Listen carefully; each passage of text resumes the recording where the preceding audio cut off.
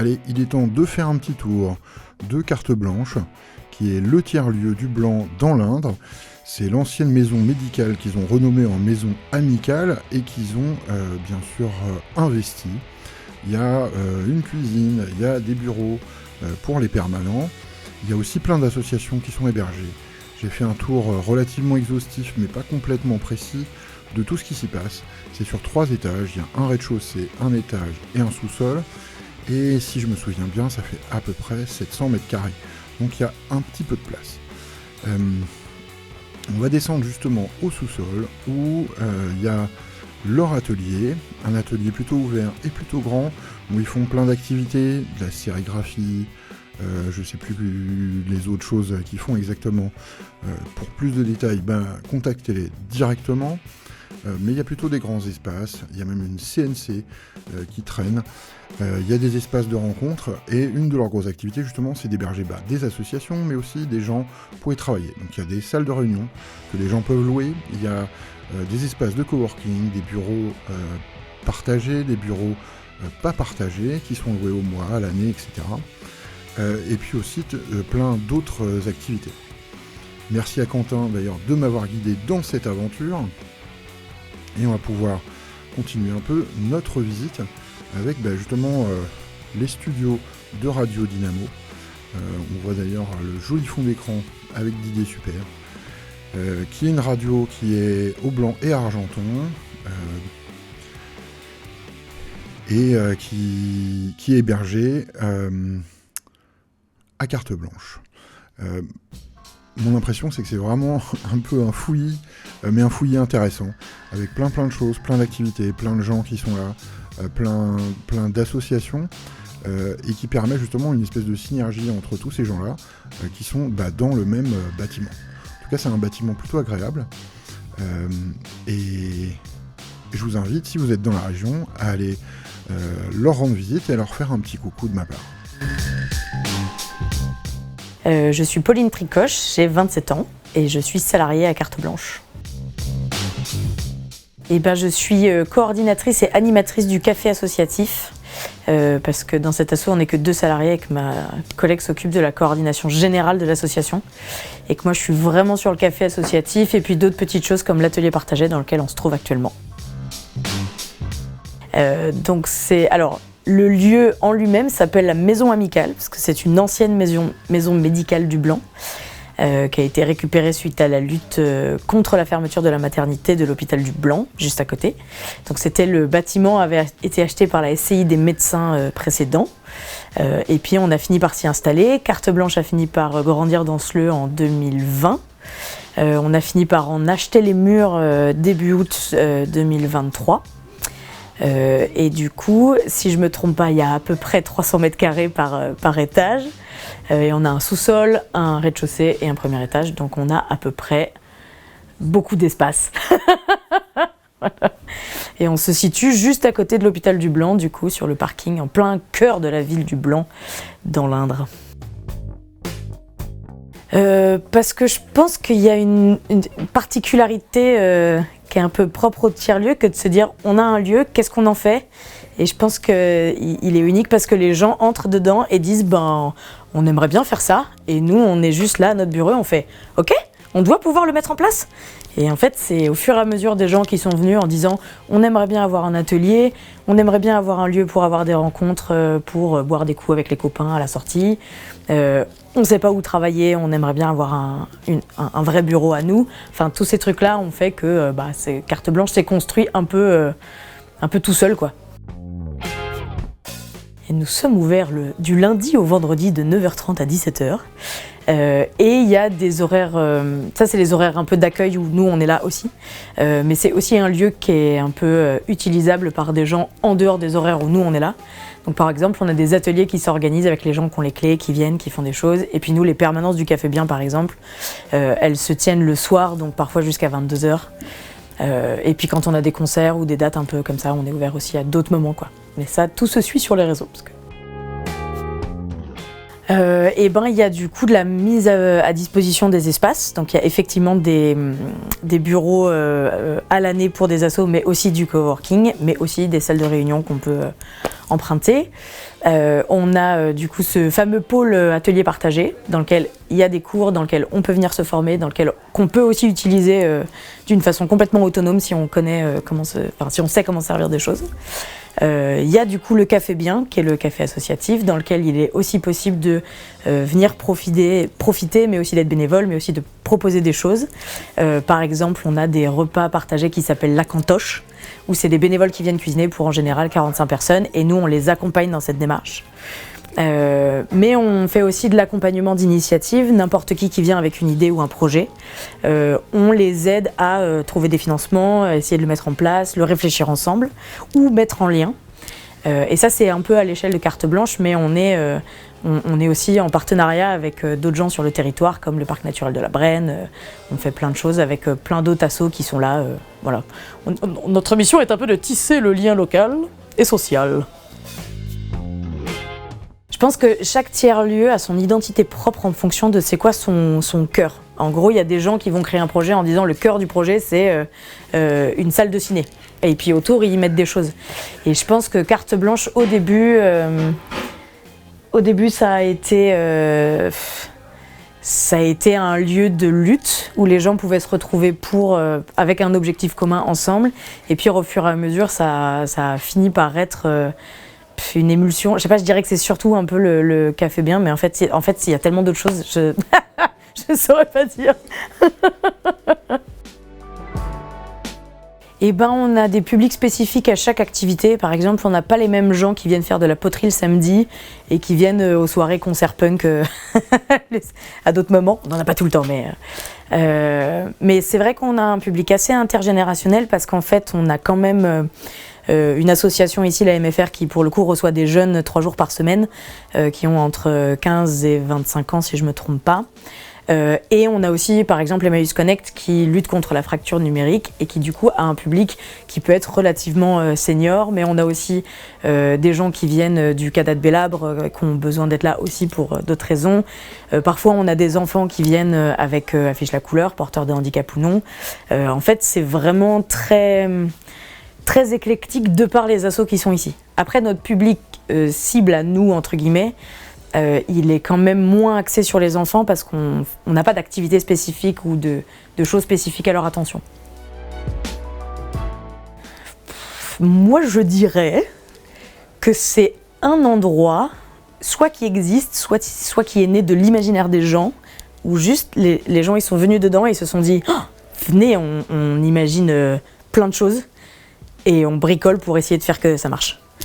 Et du coup, ça peut être tout et n'importe quoi dans un lieu avec des gens.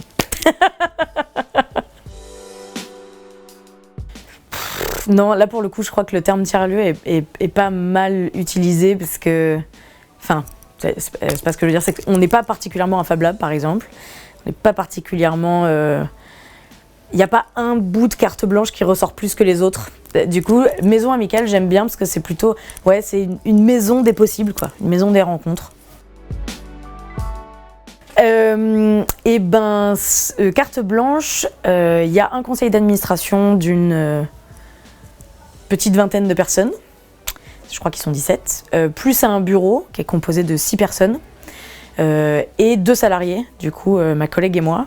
Et donc, même si le CA et le bureau, on va vraiment les voir pour tout ce qui est décision principale et majeure, on est quand même pas mal autonome sur ce qui se passe ici, mais que ce soit juste en termes d'activité, de ce qu'on fait, de ce qu'on... Voilà. Et après, tout ce qui vraiment est de l'avenir de l'association, par exemple les travaux du bâtiment, ce genre de choses, dès qu'il s'agit de bouger des grosses sommes sur des comptes parce qu'il faut qu'on fasse des choses sur le bâtiment, et ben là, d'un coup, toute la gérance, elle revient d'abord sur le bureau en petits groupes pour faire de la réflexion cérébrale à 6 personnes, parce que c'est vachement plus simple que de s'y mettre à 35. Et puis une fois qu'on a défini un plan d'attaque, on le présente au conseil d'administration. Et si jamais il est bon, on s'arrête là, et s'il faut en rediscuter, on repart sur des réunions plus petites. Non, ça vient plutôt de nous, ça vient c'est mitigé en fait, ça dépend vraiment des sujets. Il y a des sujets où c'est obligé que ça vienne du bureau ou du CA parce que c'est des choses absolument nécessaires à faire. Et après tout ce qui est de l'ordre de qu'est-ce qu'on fait ici, les activités, qu'est-ce qu'on pourrait faire en plus, qu'est-ce qu'on pourrait arrêter, tous ces trucs-là, ça vient de nous. Mais au final, c'est vraiment très mélangé parce que le CA et le bureau, c'est pas comme si c'était des entités supérieures inconnues. C'est des potes avant d'être des collègues. Du coup, c'est vraiment assez chill. Et ben, en cas de conflit, on prône beaucoup la communication. Donc on essaye de comprendre à quel moment ça a foiré et comment on fait pour continuer d'avancer ensemble. Donc il y a des moments où on prend le temps de démêler les émotions de chacun, qu'est-ce qu'on ressent, comment on fait pour plus se sentir comme ça et comment on fait pour bosser ensemble. C'est une très bonne question. Y a beaucoup de subventions. Alors si je me trompe pas, il y a de la région, il y a du PNR, il y avait de l'Europe pendant un temps. Il y a vraiment plein de bouts de financement mis ensemble pour faire et nos salaires et du fonctionnement et de plein de choses. Et nous, on essaye de faire plein de financements, on essaye d'aller vers l'autofinancement, notamment avec les foyers des assos qui sont là, les loyers des assos qui sont là à l'année, mais aussi les cours d'art par exemple, ça nous est très utile pour faire fonctionner l'atelier. Et puis le café bien ramène quand même un peu, même si on s'en sert plus pour faire fonctionner le café en lui-même, faire venir des groupes, tous ces trucs-là. Et après tout le reste des subventions, vraiment je ne sais pas du tout. Ouais. Eh ben ça dépend du service, mais disons qu'on essaye toujours de fonctionner avec 3 tarifs. Ça fonctionne pour les loyers, mais ça fonctionne aussi pour les repas de coworking, les repas de la cantoche de bénévoles. Donc le but c'est d'avoir un tarif classique à peu près normal, classique. Et pour permettre à des gens qui ont moins de moyens, on a un tarif en dessous.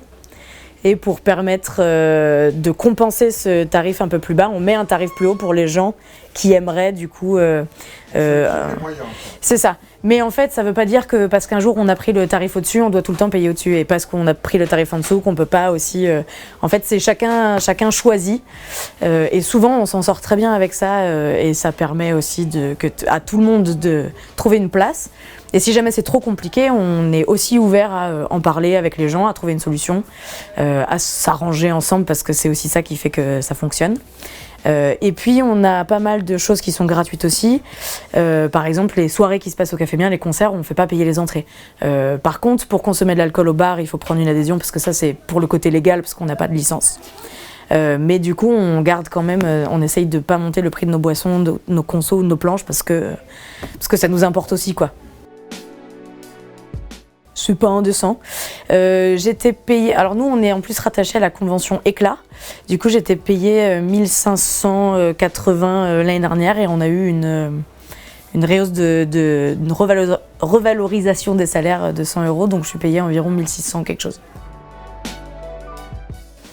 Eh ben, plein de choses en fait, je crois, parce que je suis arrivée en Indre dans la maison d'enfance de mon papa il y a 3 ans, en plein Covid.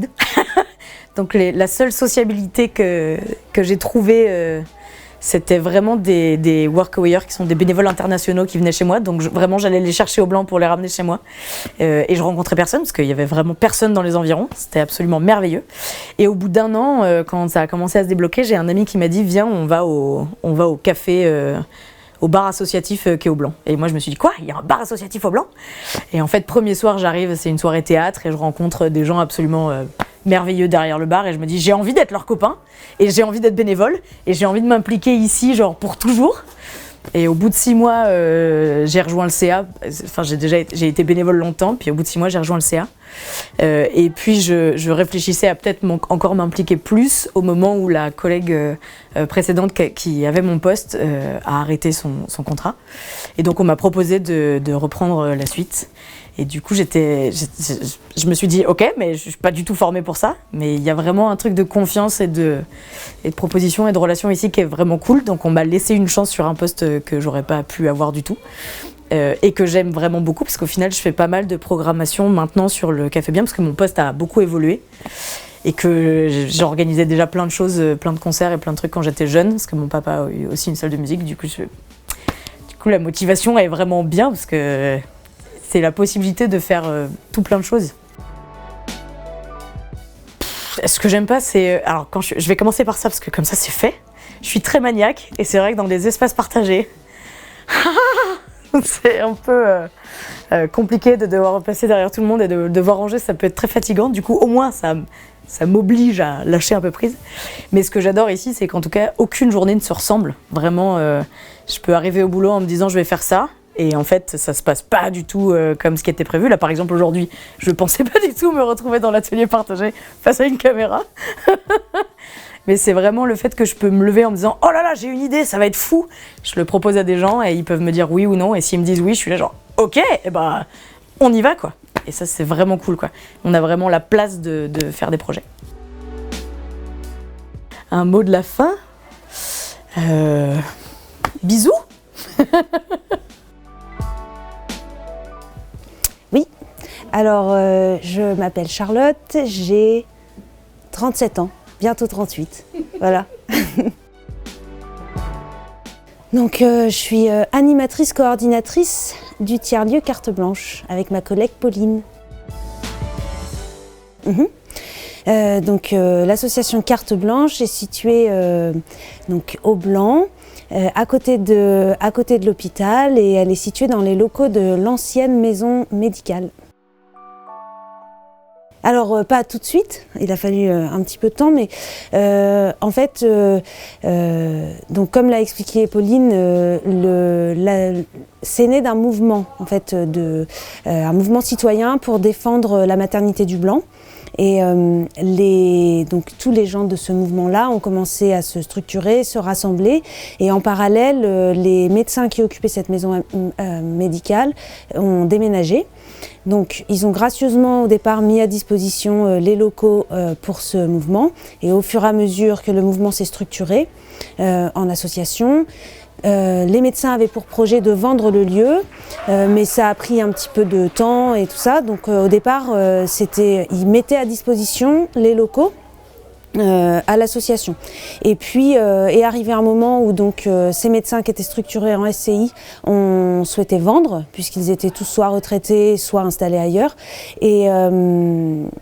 Et donc il a fallu que l'association puisse se retourner assez rapidement. Moi je n'étais pas encore dans l'association à ce moment-là, mais si j'ai bien compris, en un mois il a fallu trouver les fonds pour devenir propriétaire des lieux, puisque le risque était que si ce bâtiment-là était vendu ailleurs, l'association aurait 3 semaines pour partir, quoi.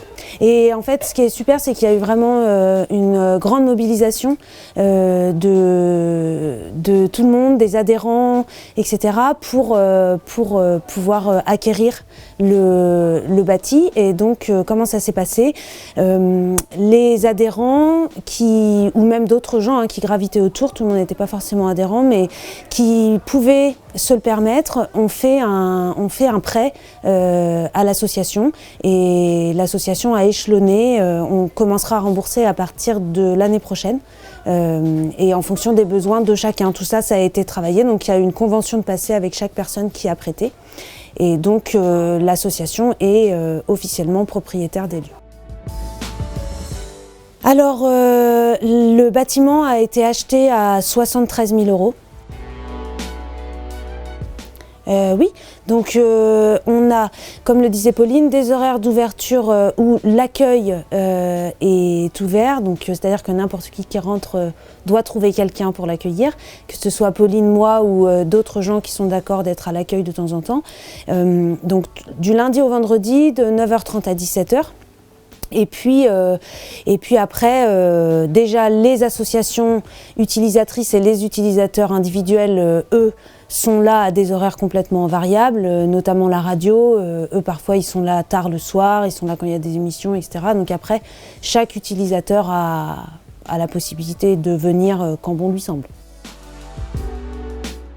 Oui, alors donc il Il y a des activités, c'est-à-dire des choses mises en place directement par l'association Carte Blanche, dont Pauline est coordinatrice plutôt. Donc, comme elle l'a décrit tout à l'heure, le Café Bien, par exemple, le café associatif, à travers lequel il y a des événements d'organiser assez régulièrement. L'ouverture du Café Bien au moins 2 fois par mois, avec potentiellement des événements, à savoir spectacles, concerts, etc. Il y a aussi l'atelier partagé qui est l'espace dans lequel on se trouve. Là, il y a soit des possibilités d'initiation à différentes pratiques artistiques encadrées dans un premier temps par Pauline ou Amy qui était là avant moi. Et après, il y a aussi possibilité d'utiliser l'espace de manière autonome. Et il y a aussi des intervenants extérieurs qui peuvent venir faire des interventions sur différentes choses, par exemple de la vannerie, des choses très différentes. Ça, c'est les activités qui se passent à travers Carte Blanche, l'association Carte Blanche. Mais ensuite, il y a toutes les autres choses qui se passent dans la maison et qui sont, elles, plutôt en lien soit à des projets en partenariat entre les différentes structures qui sont dans l'établissement, ou alors les associations elles-mêmes qui mettent en place des choses. Alors, j'ai l'impression comme ça que chaque tiers-lieu est un peu spécifique, puisque déjà il est beaucoup défini par les gens qui l'habitent et les gens qui le font vivre. Ici, par rapport aux autres tiers-lieux, on va dire, qui nous entourent, que ce soit au niveau du département ou qui sont pas très très loin, je dirais que la spécificité pour nous qui est en train de se développer en ce moment, c'est le côté formation.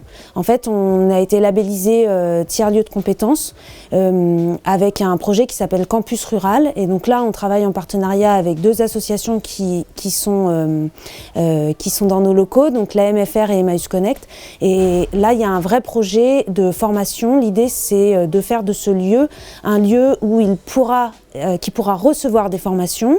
On a déjà l'OTDIF qui vient faire des formations, je ne sais plus, toutes les semaines ou toutes les 2 semaines.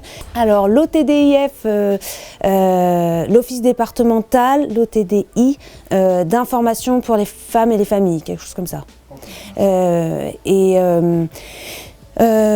Donc il y a par exemple ça, des partenaires extérieurs qui viennent faire des formations dans nos locaux, et puis l'objectif de ce projet Campus Rural, c'est nous de proposer des formations et de répondre à un besoin qu'il y a sur le territoire d'accès à la formation de faciliter l'accès à la formation et de proposer des formations manquantes et de faire le lien entre les formations, les entreprises, les gens qui sont en besoin, etc. Donc ça, je dirais que c'est peut-être quelque chose d'un peu spécifique qui est en train de se développer. Eh bien, le public de manière générale, il est très, très éclectique, c'est-à-dire que déjà chaque utilisateur ou chaque association utilisatrice a son public cible. Puisque nous, l'objectif du tiers-lieu, c'est vraiment d'avoir une diversité de personnes qui viennent utiliser ce lieu et qui se rencontrent alors que peut-être en dehors elles ne se seraient pas rencontrées. Donc on a vraiment public en situation de handicap, public enfant, public jeune, des personnes âgées, des personnes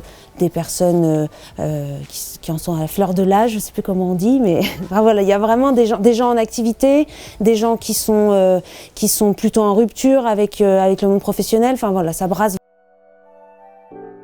Oui, donc le but aussi à travers Carte Blanche, puisque c'est un lieu qui est vraiment grand, où il y a de l'espace et où il y a différentes salles.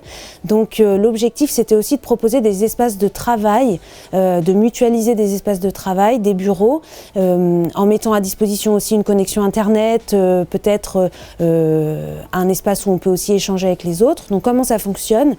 On a des utilisateurs qui vont venir utiliser les espaces de coworking soit de manière très ponctuelle, soit régulièrement, mais qui, eux, là, sont d'accord de potentiellement partager un bureau quand les bureaux individuels sont déjà utilisés. Donc là, il y a soit un forfait à la journée, au mois ou à l'année, en fonction de l'utilisation, toujours avec l'histoire des 3 échelons différents, comme ce que disait Pauline tout à l'heure, pour être sûr que tous les budgets puissent accéder au service.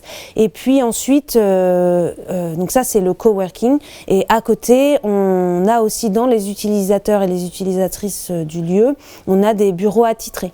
Voilà, donc des gens qui sont là, eux, qui ont besoin d'un espace qui reste défini, et donc là c'est vraiment une mise à disposition de bureaux. Alors le terme tiers-lieu, donc j'avais fait mes petites recherches pour mon entretien d'embauche. C'était il n'y a pas si longtemps, donc je m'en souviens. Mais non, j'avais regardé, donc ça vient de... C'est un terme anglais à la base, donc third place. Et donc c'est un lieu qui n'est ni le lieu familial, ni le lieu professionnel. C'est un autre lieu, en fait. Un autre lieu où il pourrait se passer des choses peut-être qui se rapprochent à ce qui se passe à la maison ou sur le travail, mais qui sont définis dans un lieu différent. Et pour moi, le tiers-lieu, c'est vraiment un lieu des possibles, un lieu qui est en mouvement, un lieu qui est en mouvement, mais un lieu où on peut aussi se poser, enfin voilà, qui peut redonner une place dans une collectivité à tout individu qu'on aurait envie ou besoin. Mais je crois que c'est assez difficile pour carte blanche de donner un titre spécifique. Je dirais que là, ce qui me vient en tête, puisque c'est vraiment ce vers quoi on tend, que ce soit pour l'aménagement du bâti ou que ce soit pour les financements, etc., c'est d'être un tiers-lieu de compétences. Donc vraiment un lieu basé sur la mutualisation des compétences et aussi un lieu de formation. Alors on a pas mal de financements publics. Donc on a une partie, on a des financements de l'État, on a des financements de la région, qui sont des financements, donc en fait tout est divisé, hein, mais on va avoir des financements qui vont être spécifiques sur nos postes, pour nos salaires à Pauline et à moi. Ensuite on va avoir des financements pour du fonctionnement en général. Et puis donc on a, voilà, que je redise, donc l'État, la région. Là on a eu l'Europe avant, on va retourner chercher l'Europe. Donc on a quand même beaucoup de financements publics. Ensuite là, se poser la question prochainement d'aller peut-être chercher des financements privés, donc par exemple du mécénat ou des choses comme ça, ou aller taper à la porte de certaines fondations aussi. Et puis on a une part d'autofinancement qui est pas énorme mais qui est pas à négliger non plus, et donc cette partie-là elle arrive sur certaines recettes de certains événements qu'on organise, les adhésions, la mise à disposition des espaces, les recettes du café bien, ce genre de choses. Oui. Alors, pas toute seule, c'est-à-dire que ça c'est quelque chose, en fait mon rôle c'est vraiment de plutôt être proactive dans qu'est-ce qu'on peut aller chercher, qu'est-ce qui existe, se tenir au fait, soit des choses qui vont se terminer, soit des choses les portes auxquelles on va pouvoir aller taper. Mais après, c'est pas toute seule pour 2 raisons. Déjà parce que il y a plein de projets qu'on fait en consortium ou en partenariat, et donc bien souvent c'est des financements qu'on va chercher en fait en consortium, quoi, en groupe, pour tel ou tel projet. Donc quand il s'agit de monter les budgets, etc., on le fait ensemble. Et puis ensuite sur les demandes de financement qui sont propres à l'association Carte Blanche, donc ça, moi je peux en rédiger toute seule, mais il y a aussi vraiment un gros soutien au niveau du bureau, et qu'on peut tout à fait aller solliciter très facilement les personnes ressources du bureau pour être sûr qu'on fasse ce qu'il faut. Et puis des fois c'est mieux à plusieurs en fait aussi. Alors les services, ça dépend. Ça dépend, ils peuvent être gratuits ou ils peuvent être payants. C'est-à-dire qu'il y a il y a différentes choses. Si on est sur l'utilisation de l'espace, comme la mise à disposition des locaux, ça on demande une participation.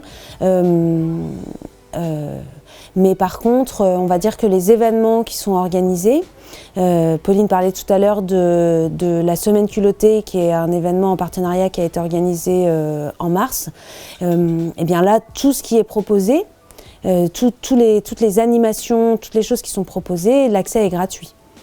Donc en fait,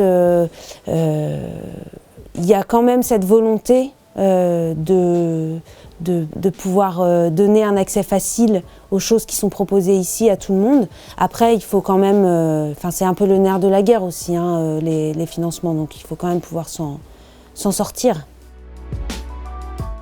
Non, alors est-ce que je l'ai en tête, parce que ça fait...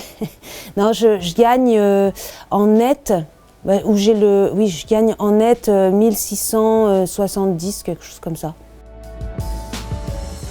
Donc il y a deux choses différentes par rapport à la prise de décision, c'est-à-dire que sur de la vie quotidienne au sein de Carte Blanche, Pauline et moi, on peut vraiment prendre des décisions assez facilement, quoi. Il y a des choses, on se dit, bon, est-ce que ça vaut le coup qu'on en parle au bureau ou pas? Non, on peut faire ça toute seule et voilà. Donc on a vraiment de l'autonomie sur plein de choses de la vie quotidienne.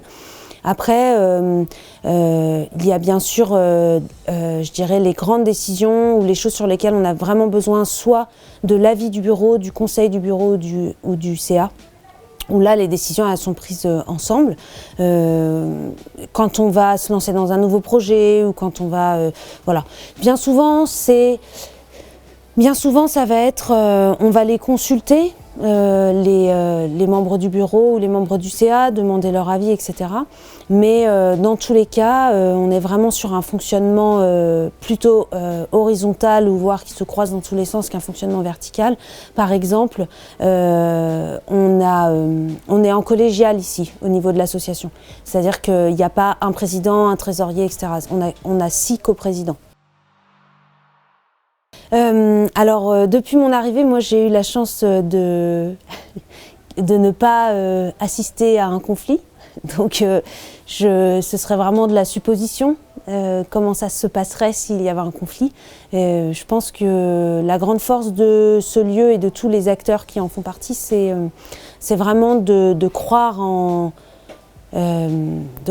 l'échange et la discussion et l'empathie, essayer de comprendre de là où chaque personne se situe et essayer de faire avancer les choses. Je dirais que s'il y a un conflit, en fait, l'objectif premier, ça va surtout être de ne pas faire comme s'il n'y en avait pas. Et de le faire éclater s'il y a besoin le plus rapidement possible. Dialogue, échange, peut-être, comme on a aussi au sein de l'association beaucoup de structures ou de gens qui sont formés dans l'animation, il y a aussi beaucoup de techniques pour pouvoir se mettre à la place des autres. Il y a plein de petites animations différentes qui existent. Donc on est aussi un lieu où il y a plein de ressources comme ça. Et on sait et on saura les utiliser quand il y aura besoin. Alors moi je suis originaire du Blanc. Et ça faisait 10 ans que j'étais partie du territoire, j'étais partie faire d'autres choses à l'étranger, ailleurs, tout ça. Et j'avais déjà un peu en tête, mais comme quelque chose d'un peu plus lointain, j'avais déjà un peu en tête de revenir sur le territoire parce que c'est un moment de ma vie où ça a du sens. En fait, des fois, il faut savoir regarder les signes, je dirais. Et par hasard, j'ai vu l'offre pour le poste de coordinatrice de Carte Blanche. Je l'ai vue sur Facebook par hasard. Du coup, j'ai appelé Claire, une des coprésidentes, qui était ma collègue avant, qui est une amie. Enfin bon, voilà. Et je lui ai demandé plus d'informations et s'il y avait déjà quelqu'un de pressenti sur le poste. Parce que des fois c'est aussi comme ça que ça se passe et du coup non, il n'y avait personne, donc j'ai postulé et parmi les 8 personnes, eh bien, c'est moi qui ai eu la chance d'être retenue. Donc voilà, je suis revenue ici parce qu'en fait à la base, j'ai fait un DUT carrière sociale, donc j'avais travaillé sur le territoire déjà plutôt dans l'animation. Après, pendant 10 ans, j'ai fait des choses pas trop loin quand même du socio-culturel, mais voilà, j'ai fait un peu d'enseignement, tout ça. Donc finalement, je reviens à ce que je faisais avant et je reviens sur le territoire où j'étais avant. Bon, voilà. C'est quoi qui m'a marqué le plus ? Ben, en fait, c'est un peu étrange parce que moi, je venais ici quand c'était une maison médicale. Donc, en fait, je dirais que c'était la redécouverte du lieu avec finalement une structure qui est tout à fait pareille, mais une utilisation qui est complètement différente. Et je dirais... c'est pour ça que c'est difficile, parce que j'ai redécouvert le lieu, et quand j'ai redécouvert le lieu, j'ai aussi redécouvert plein de têtes que je n'avais pas vues depuis longtemps. Mais je dirais que si je m'attache juste au visuel du lieu, je dirais que ce qui m'a marqué, c'est qu'il y en a partout. Ça, je trouve ça... J'ai l'impression que pour moi, c'est un peu trop tôt pour dire ça. Ce que je sais, c'est que j'aime ce lieu pour tout ce qui procure, je pense, chez les gens qui l'utilisent, à savoir... c'est un lieu pour moi qui donne de l'énergie, qui peut en prendre aussi, mais qui en donne, et c'est un lieu de vie, quoi. C'est un lieu où il y a des humains, l'interaction humaine, c'est ce qui prime ici, et c'est un lieu qui, pour moi, permet de se recentrer un peu sur ce qui compte, quoi, finalement, enfin à mes yeux, sur ce qui compte finalement, c'est-à-dire être les uns avec les autres, quoi, partager. Et après, je pense ne pas avoir assez de recul pour identifier quelque chose en particulier que j'adore ou quelque chose en particulier qui me pose question. C'est un peu trop tôt. Je vais être comme Polly, je vais dire là comme ça, je sais pas. Je vois pas. Non, je sais pas ton ambulance. Tu vois. Voilà. Et ton Tour de France des tiers-lieux, je trouve que c'est top comme initiative. À bientôt. Je sais pas. So awkward. Merci. Eh bien, moi, c'est Julien L'Arbalète, très original, ça fait rire beaucoup de monde. J'ai 40 ans dans quelques jours, enfin un mois, et je suis originaire du coin, je suis né au Blanc, voilà, je suis d'ici. Alors, à l'heure actuelle, mon travail, c'est directeur d'antenne de Radio Dynamo, une toute nouvelle radio pour le secteur. Je dis tout nouveau travail parce que je faisais pas ça avant, et on a pris poste avec mon collègue Romain depuis le mois de mai de l'année dernière. Donc voilà, je m'invente un boulot et puis c'est parti, c'est de la balle. Alors, comment ça s'est passé ? On a été en attente de décision d'achat de carte blanche du bâtiment pour nous s'ancrer dans le bâtiment de manière pérenne, parce que déplacer tout le matos d'une radio comme ça, c'est pas rien. Donc dès qu'on a eu l'aval de l'assaut sur l'achat du bâtiment, on a entamé une série de travaux, une rénovation, parce qu'on est dans l'ancien appartement du bâtiment. Et donc après travaux, on a installé le matos et puis l'aventure est partie. On loue le local, on loue les presque 40 mètres carrés qu'il y a là, donc qui se composent en 3 parties. On a le studio en lui-même, et puis après au bout on a un bureau de poste de travail, d'enregistrement, etc. Et puis on a un autre local qui va être un peu transformé, puisque pour l'instant c'est douche et toilette de l'ancien appartement, mais on va le mettre en lieu d'accueil et puis en poste de travail supplémentaire. Et après, pour faire fonctionner la radio, on a 2 emplacements d'antennes. On a fait le choix d'investir dans les antennes pour pas louer un emplacement à 11 000 € par an. Donc on a un emplacement sur un bâtiment du Blanc et un emplacement sur un bâtiment d'Argenton, avec une location de 2 locales en dessous. Alors plusieurs sujets. Moi j'étais lié à Carte Blanche au tiers-lieu, puisque je suis un des, pas cofondateurs, mais en fait j'ai fait partie des prémices du projet. Et puis, c'est une évidence que de mettre une radio dans un lieu comme ça. Si on avait été dans un lieu seul, accompagné par la mairie ou je ne sais quoi, mais sans passage, la radio, elle n'a pas du tout la même dimension. Là, on a énormément de passages, de gens, d'artistes, de professionnels, d'indépendants, d'associations, d'officiels, de gens des communes ou des communautés de communes. On a un panel de gens incroyables qui passent ici et qui fait fleurir la radio, quoi. C'est une radio locale. C'est une radio locale, associative, locale serrée, puisqu'on est sur 2 communes qui sont à 40 km d'écart sur les 2 antennes. Donc on a un bassin d'une centaine de communes sur les 2 antennes où on émet.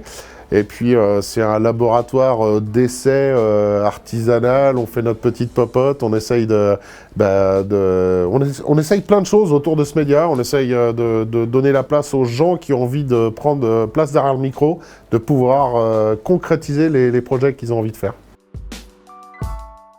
Alors, ouais, c'est grave le nerf. On a la chance pour les radios, puisqu'on a quelque chose qui s'appelle le FSER, c'est le fonds de soutien aux radios, qui est un truc complètement spécial aux radios comme on l'a nous. Grosso modo, il y a des budgets qui sont alloués à la création et au fonctionnement des radios associatives. Donc là, c'est des choses qu'on peut aller chercher jusqu'à hauteur de 40 000 € par an. Et puis on a un deuxième volet sur ce FSER qui est fait pour le fonctionnement selon ce qu'on y met dans la radio. Si on parle du handicap, si on parle de choses qui sont frappantes et puis un peu essentielles, on rentre dans les cases, on a de l'argent supplémentaire. Par contre, c'est des dossiers comme ça à faire, forcément. Et puis après, on a des aides à tous les étages, par l'Europe, par la région sur l'emploi, avec le CAPASO, par l'État, et puis par le département, enfin... Tous les niveaux, on essaye d'être à tous les niveaux pour avoir des subventions, puisque le fonctionnement est assez important. Je crois que de mémoire, le budget pour la 2e année, parce que la première année était très courte sur les émissions, sur la 2e année, on doit être aux alentours des 60 000 € de fonctionnement, je crois, quelque chose comme ça. Avec une super surprise, on a réussi à faire un autofinancement de 20%, donc avec les adhésions, avec les ateliers qu'on anime avec des collégiens, des maisons de retraite, voilà, plein de choses comme ça, on arrive à rentrer un peu d'argent. On a une super t-shirt aussi à vendre, Radio Dynamo à 15 balles, et puis des campagnes de pub, alors qu'on fait seulement pour les artisans, commerçants et assos du coin. Voilà. Okay. Donc voilà, c'est un peu le fonctionnement de la radio, et puis pour avoir le droit d'émettre, on se rapproche de l'ARCOM, anciennement dit le CSA, qui est complètement décideur là-dessus. Donc ils nous disent « Eh oh, on a des fréquences de prévues qui vont être prenables, postulez, et on vous dira si vous avez le droit ou pas. » On a été sélectionné au blanc avec 17 radios, en concurrence avec 17 radios au blanc et 14 radios à Argenton, et on a eu les 2 fréquences. Donc un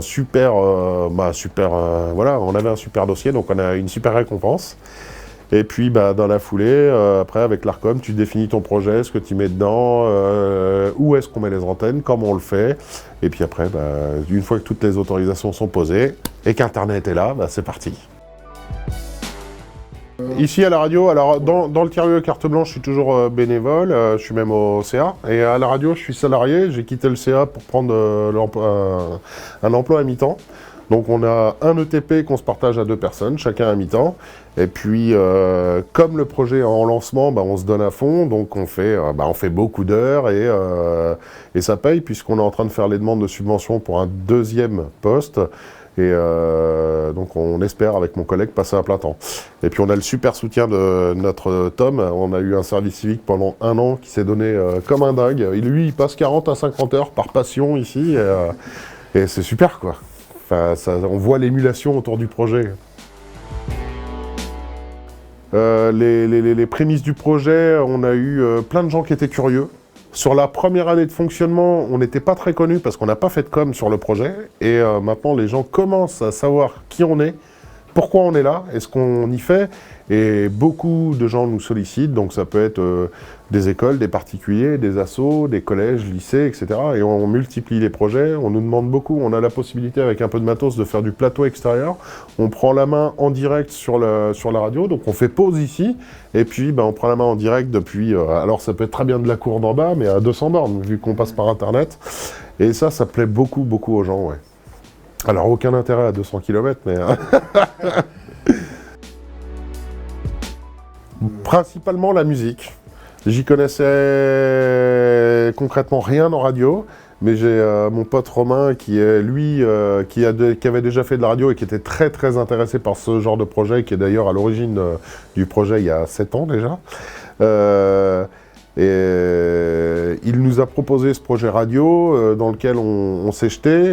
Bon, en vous passant les détails, on a eu un premier employé qui est lui de métier, mais qui a été remercié parce que ça ne l'a pas fait momentanément. Et puis derrière, il a fallu combler le vide de l'emploi. Et du coup, avec Romain, il est venu me voir, il me dit « On a déjà bossé ensemble ailleurs, je sais comment ça va se passer. Toi, sur l'animation, ça va y aller. Moi, sur la paperasse, je vais gérer. Et on va croiser les savoirs pour faire un beau truc. » Et c'est comme ça que ça a matché, quoi. Et du coup, je me découvre une passion pour le montage. Le montage, ça me botte. Et puis la communication avec les gens, c'est un truc que je pratique déjà depuis longtemps et c'est top, quoi. Eh bien, je fais partie des associations de Leblanc et d'alentour depuis très longtemps. Et depuis très longtemps, on avait un sérieux manque de local pour faire ou du stockage ou des réunions, peu importe, on avait un manque de local. En parallèle, il y a eu la défense de la fermeture de la maternité qui s'est passée, qui a déjà dû être racontée par d'autres. J'étais pas trop présent, mais j'étais quand même dans ce truc-là. Et puis au fur et à mesure, les assos, les copains des autres assos, les uns les autres, on se retrouvait dans ce lieu prêté par les médecins à l'époque.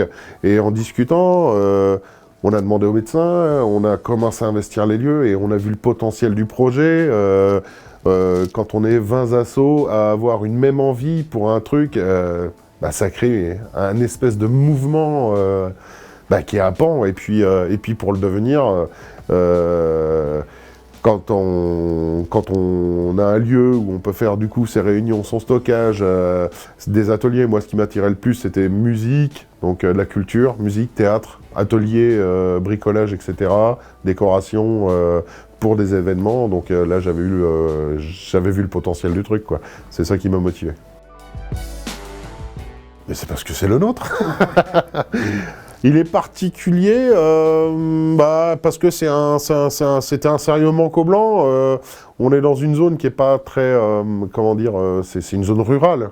Et il nous manque toujours un petit peu ces trucs-là de mouvements, d'informations, de choses où ça émule plein d'idées.